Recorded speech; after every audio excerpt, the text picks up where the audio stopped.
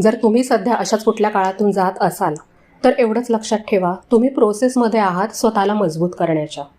शांत राहणं म्हणजे हार मानणं नाही.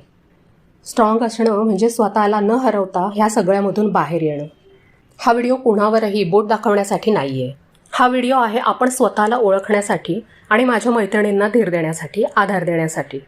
बाकी तुम्हाला काय वाटतं? तुमच्या आयुष्यात असा एखादा प्रसंग आला होता का जेव्हा तुम्हाला वाटलं की आता कोण कामाला येईल आणि तेव्हा तुम्हाला कोणी साथ दिली किंवा तुम्ही स्वतःचे आधार बनलात?